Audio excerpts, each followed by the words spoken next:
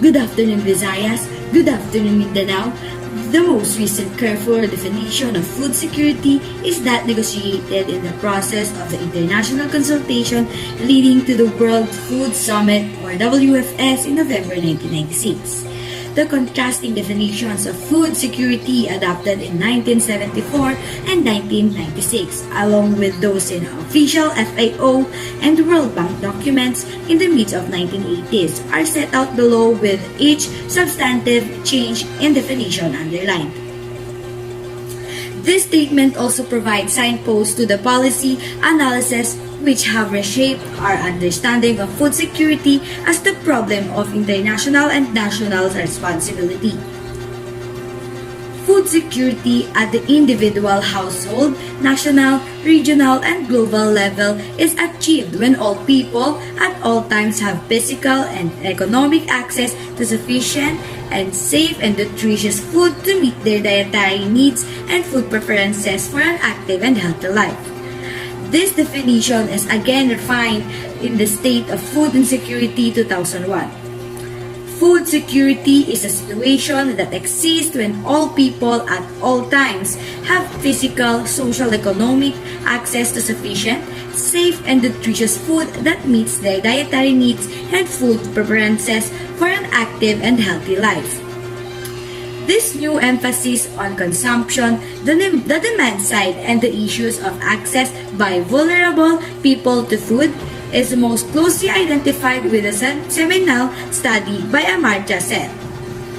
The 1996 WFS exemplified this direction of policy by making the primary objective of international action on food security halving of the number of hungry or undernourished people by 2015.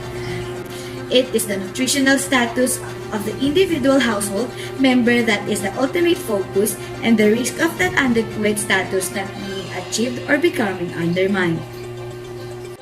Let's hear live Rain Salas.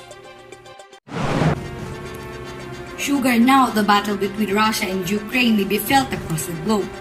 The conflict has already generated a severe energy crisis in Europe, and several nations are reporting record-breaking inflation. In these circumstances, food security has become the primary concern. The U.S. Secretary of State Antony Blinken and the UN Secretary General Antonio Guterres emphasized during the conference in New York that the rising global food security issue might endure for decades if nothing is done. The Secretary General said that he was in close contact with Russia, Ukraine, Turkey, and Western countries in an effort to restore the food supply in Ukraine. Additionally, Guterres encouraged the Kremlin to permit the export of green fertilizers from Russia and Ukraine. There is no effective solution to the food crisis without reintegrating Ukraine's food production as well as the food and fertilizer produced by Russia and Belarus into world markets despite the war. Russia must permit the safe and secure export of grain stored in Ukrainian ports. Alternative transportation routes can be explored, even if we know that by itself they will not be enough to solve the problem. And Russian food and fertilizers must have unrestricted access to world markets without indirect impediments. Now, Russia and Ukraine alone produce 30% of the global wheat supply, but the Russia-Ukraine conflict has disrupted supplies of fertilizer, wheat, and other commodities from both countries, driving up prices for food and fuel, particularly in developing nations. Prior to the invasion in February, Ukraine was considered the world's breadbasket, exporting 4.5 million tons of agricultural produce per month through its ports. Ukraine produces 12% of the world's wheat, 15% of the world's corn, and 50% of the world's sunflower oil. However, with the ports of Odessa, Sherman Oscar, and other cut off by Russian warship, the country's supplies can only travel via far less efficient, crowded land routes. Now, Guterres also asked the Kremlin to facilitate the shipment of Ukrainian grain and Russian fertilizers. The head of United Nations Conference, Anthony Blinken, reaffirmed the need to restore balance to food supply networks.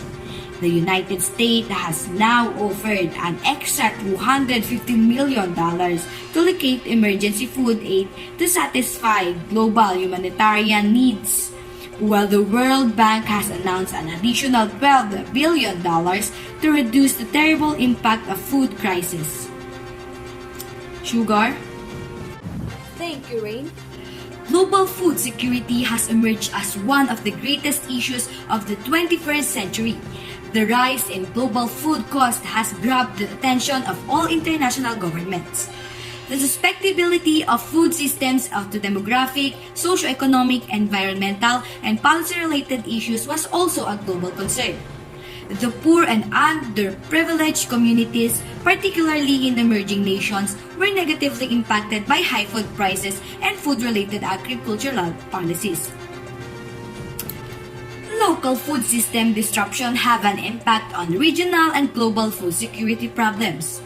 Inversely, global level 10 innovations have the ability to penetrate deeply within regions and nations, causing significant degrees of insecurity. These innovations may potentially have broad and far-reaching effect on the security and well-being of transnational communities. Fleeting News will be right back.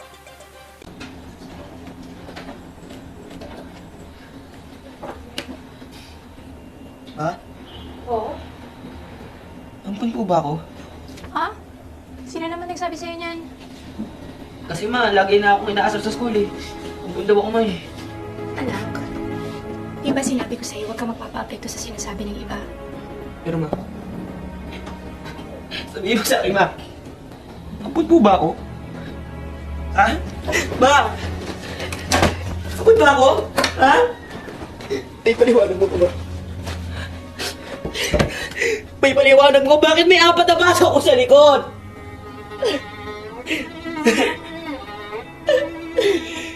Matagal na namin itinago ito sa'yo, anak. Pero sa palagay ko pa na pinagmalaman mo.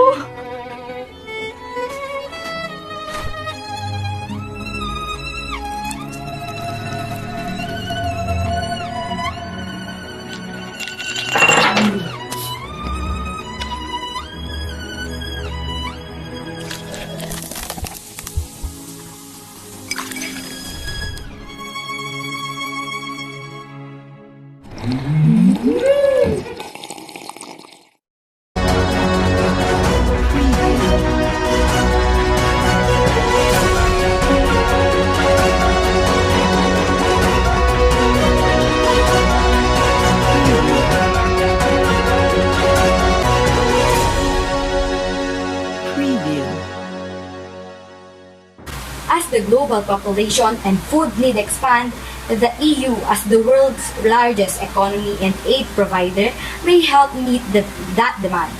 It's important to sustain and increase the EU's agricultural production capacity while respecting its international trade responsibilities and development policy consistency.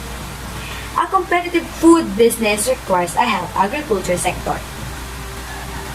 The agriculture of the European Union will have to provide more food and improve food quality in the face of worsening climate change, droughts, floods, decreased water and land availability, disappearing biodiversity, new plant and animal diseases, increasing speculation on agricultural resource markets, growing disproportion in global population growth, and rising demand.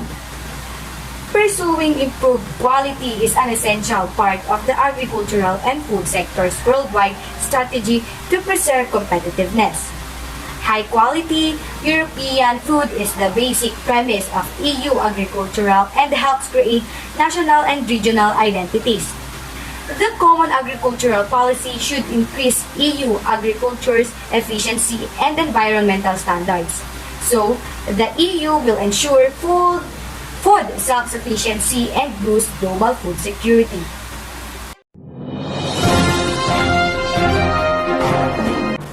Will the world be able to feed itself in the future?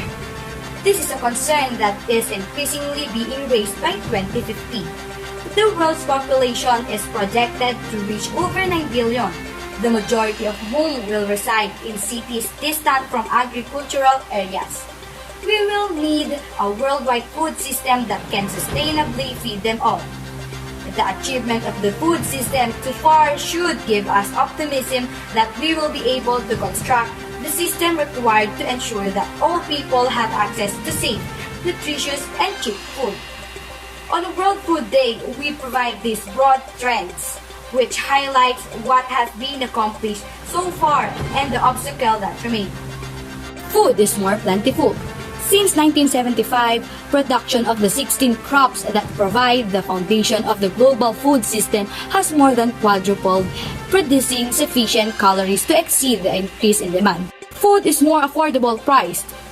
As countries and the global food system have matured, the proportion of total household consumption expenditures spent on food has decreased significantly in many nations. Agricultural land is more productive. The system has increased yields to meet expanding demand. How? Through enhanced plant genetics, both traditional breeding and genetic engineering, and increased fertilizer use. This has been accomplished with a little additional agricultural land. Food is transported to suit demand. Only approximately 16% of the world's food production crosses international boundaries. Yet, this is an essential connection in times of local production shortage or for nations with limited agricultural resources. The demand is rising.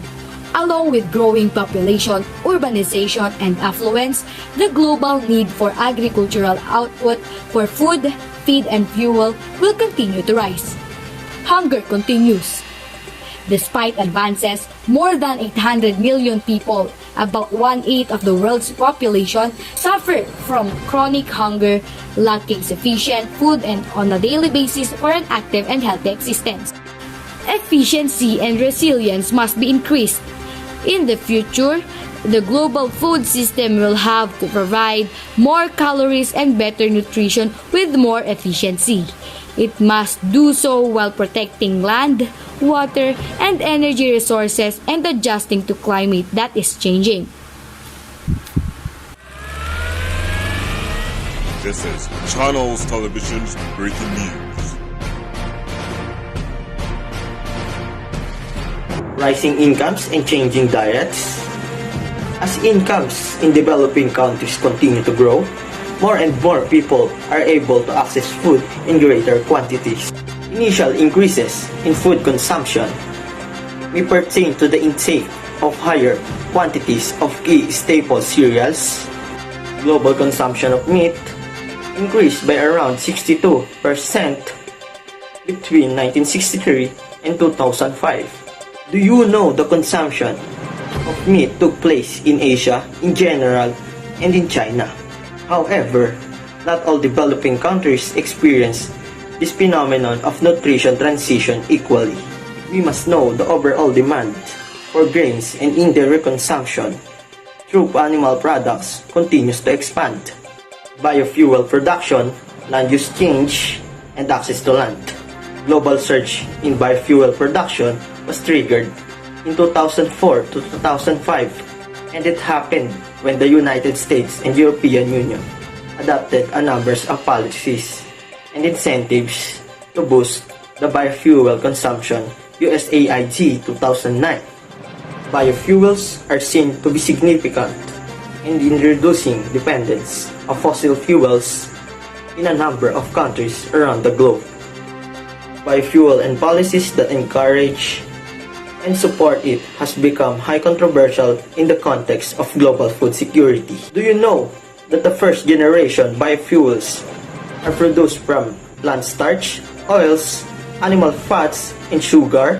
IMF highlighted that biofuels were responsible for almost half of the increase in total consumption of key food crops in 2006 to 2007.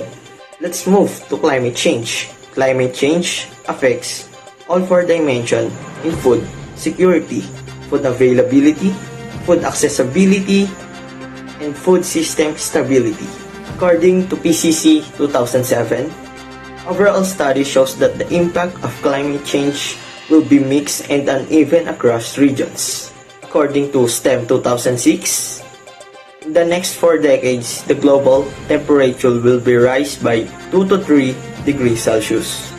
We must remember, climate change will bring the developing countries high cost and few benefits.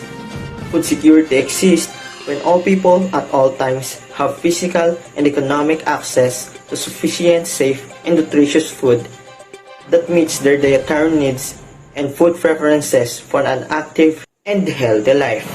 And this is the news for the week. I am Daryl Vacaro. I am Sugar Tolentino. For For more news, stay tuned.